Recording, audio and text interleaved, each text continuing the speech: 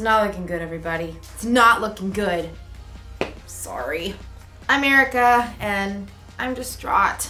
I just left the bike repair shop. I had to ride my scooter to get here. My bike, my favorite bike, my newly renovated classic, the beautiful bike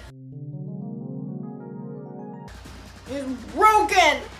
There's a chance it could be repaired, but there's also a chance my bicycle has seen her last ride. It's not looking good, guys. I apologize. I'm not very good today at showing contentment. Contentment is learning to be okay with what you have. But how can I be okay with my bike I may not have anymore? The memories. Oh, I did the wrong hand. I'll sure miss that old girl. I don't think I'll ever be happy again. Unless they're able to repair my bike.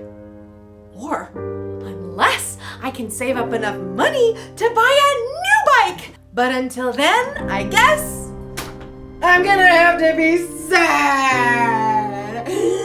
Because my bike is broken. Because it's broken. In today's story, we'll hear about some people who were stuck somewhere between where they used to be and where they wanted to go. If only they could have been okay with what they had in the present. Hey, I have a scooter. I can ride it to the store to go look at new bikes. Bye, guys. The store is the other way. The Bible. It's 66 books of history, stories, letters, and poetry that fit together to form God's one big story. The epic adventure of how He created us and loves us so much that He made a way to rescue us. As we travel through the Bible, from Genesis to Revelation, we discover people who met God and found their lives changed forever. Now, for an amazing story.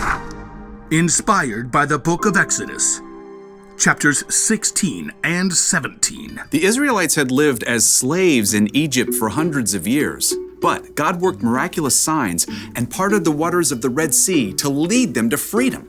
Sing to the Lord, He is greatly honored. He has brought Pharaoh's horses and chariot drivers into the Red Sea.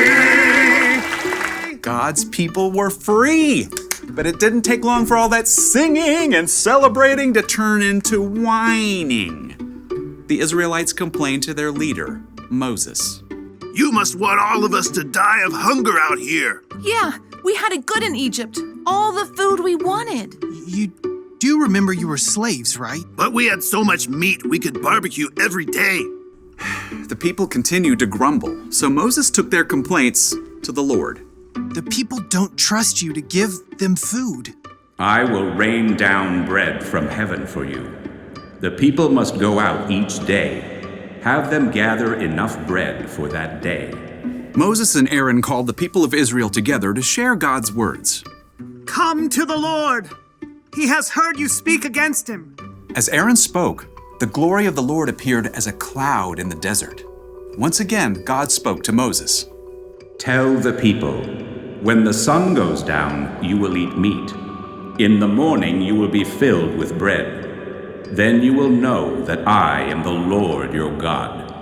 Moses and Aaron told the people everything that God had said. In the evening, you will know that the Lord brought you out of Egypt, and in the morning you will see the glory of the Lord. He will give you meat to eat in the evening. He'll give you all the bread you want in the morning. Ha! Seeing is believing. Then you should probably look over there. Whoa. A large flock of quail, more birds than anyone had ever seen, settled upon the camp like a twittering, fluttering ocean. Quail barbecue for dinner! That evening, everybody in the camp ate their fill. And in the morning, heavy dew settled on the ground. And as it dried, it left something behind. What's this? Looks like snow. Like what? The stuff that falls on mountaintops. Flaky, white, tastes like honey. This is manna. It's the bread the Lord has given you to eat. Gather only as much as you need for the day. What about tomorrow? Don't keep any of it until morning. God will give us what we need then. The Israelites gathered up the manna, sharing until each family had enough. Manna cakes, manna pudding, manna tostadas. Manna and quail pizza. Some people disobeyed God and tried to keep leftovers until the next day. Ew. But any manna kept overnight, filled with maggots.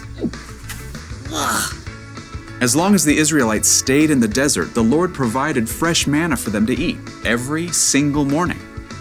Time to move camp.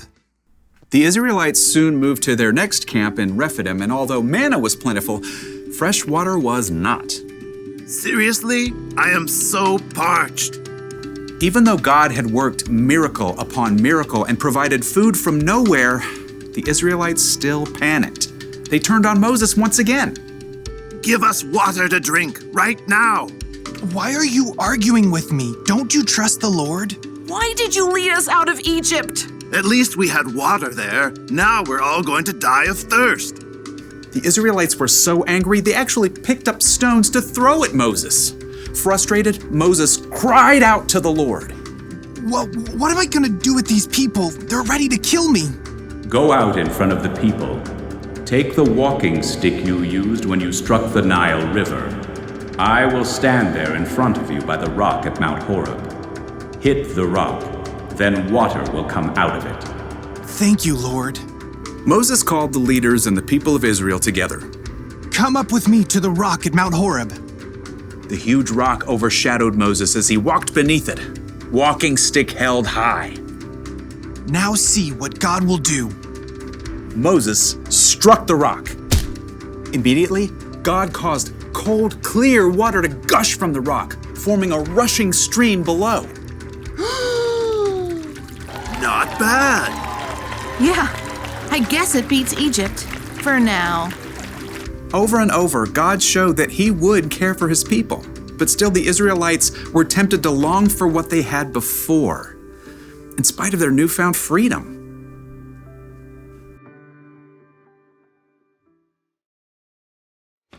The Israelites were slaves in Egypt, but then God rescued them and brought them into freedom.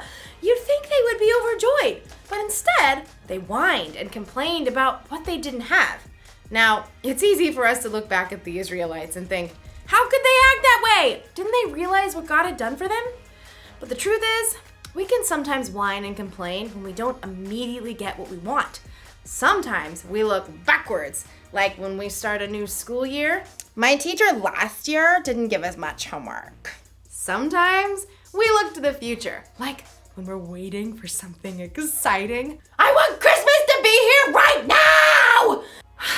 We spend all this time looking backward and forward that we completely forget to look at what we have right now. For instance, right now, I may not have a bicycle, but I do have a scooter. What about you? Think about it. Don't think about what you don't have. Think of what you do have. It could be a favorite toy or a favorite thing to wear. Could be friends. Could be a place to sleep at night. Could be family. What do you have right now? I can tell you one thing you have, no matter who you are. You have a God who loves you so much that He sent His Son Jesus to die for you. And that will always be true. Here's the one thing to remember today. Don't miss out on what you have right now. Right now, I have a good attitude. I've got strength and energy. And I've got a scooter to ride around on. I'm so content. I'll see ya. Vroom.